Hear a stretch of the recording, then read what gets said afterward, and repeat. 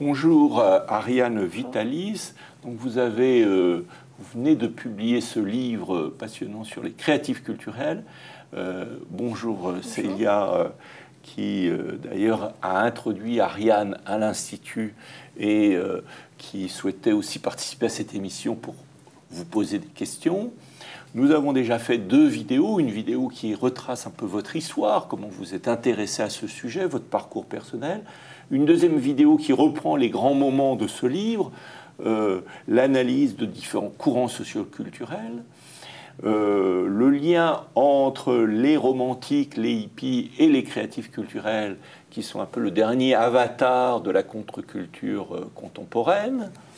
Et on aimerait rentrer un peu plus dans le paradigme dont ce groupe sociologique, qui représente 30, voire 40% de la population, selon la manière dont on l'analyse, peut-être 20%, peut-être 30%, ça dépend de quoi on parle exactement, eh bien, ça serait très intéressant qu'on comprenne mieux le système de valeurs qui est porté par ces individus, comprendre la philosophie qu'il y a derrière, et au fond, quel type de culture, puisqu'on les appelle créatifs culturels, c'est parce qu'ils sont porteurs d'une nouvelle culture, donc de quelle culture sont-ils porteurs?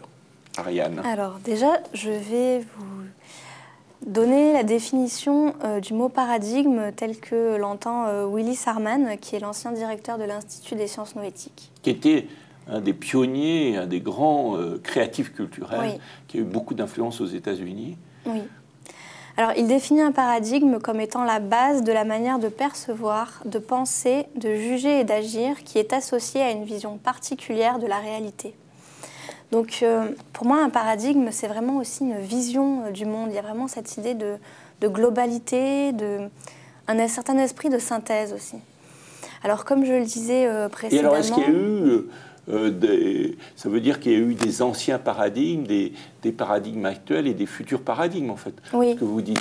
Alors, peut-être donnez-nous, par exemple, quel est le paradigme, un paradigme ancien, par exemple, un exemple de paradigme ancien. Alors, un paradigme, par exemple, le paradigme prémoderne, où on avait Dieu, en fait, au sommet de la pyramide, le Dieu vengeur des siècles précédents, qui aujourd'hui n'est plus, où on avait aussi toute cette culture patriarcale qui a toujours été très présente, qui est encore présente aujourd'hui dans le paradigme moderne, des relations de pouvoir, toujours. Et aujourd'hui, on va vers un paradigme qui est post-moderne ou transmoderne. Après, ce paradigme traditionnel, très vertical, il y a eu le paradigme moderne. Oui. Tout de même, avant d'arriver Dieu a été remplacé par la technoscience, en fait. Par la technoscience. La rationalité instrumentale, on va dire, la rationalité froide, finalement. Et c'est un peu ce qu'analyse Marcuse dans L'homme unidimensionnel. Tout à fait. Et est-ce que ce paradigme parvient à dépasser les différences culturelles, dépasser les frontières nationales, en fait? Est-ce qu'il y aurait vraiment une culture que vous observeriez qui émergerait au niveau mondial? En Occident, oui. Oui, oui, tout à fait. D'accord, donc les créatifs culturels que vous observez ne sont pas nécessairement en Inde ou en Asie? Disons que la question des créatifs culturels, c'est quand même très lié à la culture occidentale. Mais effectivement, ce qui est intéressant de voir, c'est que toute la culture orientale, en fait, s'imprègne dans la vision des créatifs culturels. Justement, il y a une vision plus orientale qui est intégrée dans cette question des créatifs culturels. Oui, alors là, vous touchez du point une première caractéristique des créatifs culturels. Et d'ailleurs... c'est un livre, enfin les auteurs vivent à San Francisco. D'ailleurs, j'aime beaucoup votre livre parce qu'il n'arrête pas de parler de personnes que j'ai rencontrées dans ma vie. Donc, c'est un très bon souvenir personnel. Et donc, un jour, je rencontre Paul Ray et je vais le faire participer à plusieurs séminaires. Et effectivement, il vit à San Francisco. Et à San Francisco, il y a un institut intégral. Pourquoi intégral? Parce que justement, cet institut a pour objectif de penser l'Orient et l'Occident. Et c'est un des plus anciens au monde, puisqu'il a été fait il y a environ 70 ans. Et effectivement, une des caractéristiques de ce nouveau paradigme, c'est d'essayer de penser l'Orient, mais aussi l'Occident. Enfin, de réintégrer dans la pensée occidentale la pensée orientale. Oui. C'est peut-être une des premières caractéristiques. Comment ça se passe à l'époque? Parce qu'on le retrouve déjà. Est-ce qu'on retrouve cette tendance dans les romantiques et dans les hippies? Oui, tout à fait. La culture orientale, dès les mouvements romantiques, est très présente. L'hindouisme, le bouddhisme, les spiritualités orientales aussi beaucoup, qui va être aussi mêlée à toutes les questions autour de l'expansion de conscience, les recherches sur la conscience aussi, sur les états modifiés de conscience.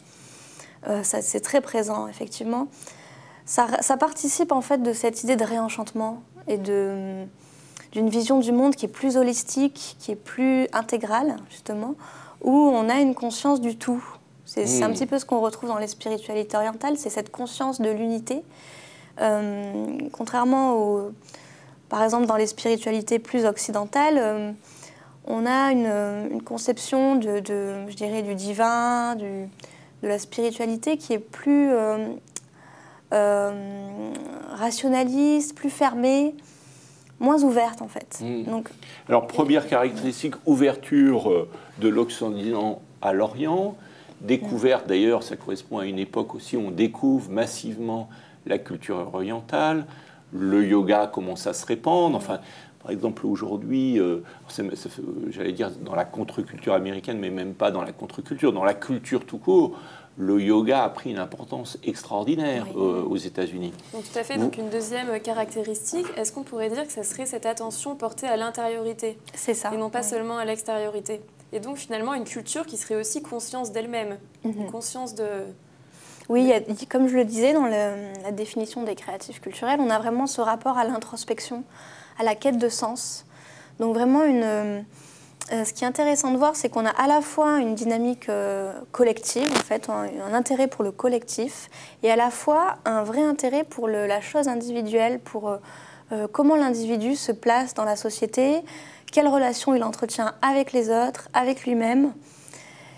Et finalement, on a une volonté de pacifier, en fait, d'être plus apaisé intérieurement.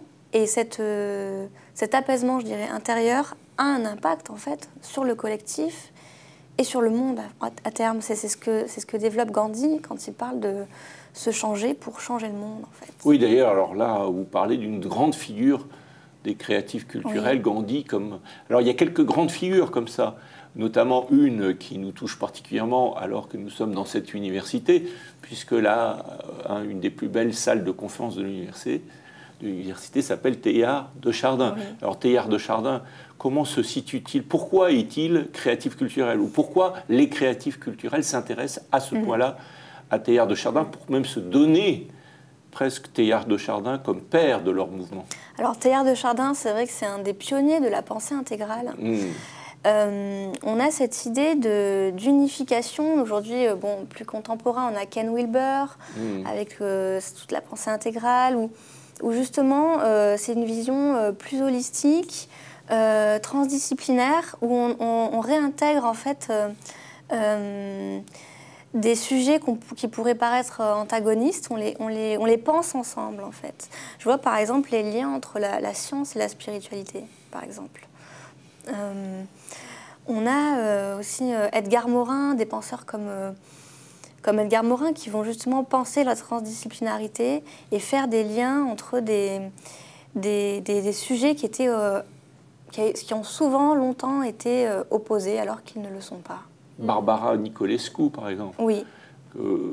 Vous en parlez dans votre livre de Barbara? Oui, j'ai cité aussi ses travaux, notamment son travail qui s'appelle « De la physique quantique au réenchantement du monde », où il parle justement des liens qui existent entre des connaissances multimillénaires, en fait, comme le chamanisme, la conscience de l'un au niveau spirituel, et des travaux ultra contemporains avec la physique quantique, avec toute cette réflexion sur sur l'infiniment petit et des choses comme ça. Alors, ouverture de la pensée occidentale à la pensée orientale et peut-être vice-versa, enfin, c'est la rencontre de l'Orient et de l'Occident. Une nouvelle épistémologie. Oui. Rencontre du sujet et de l'objet, de la subjectivité par rapport à l'objectivité, rencontre scientifique et spirituelle.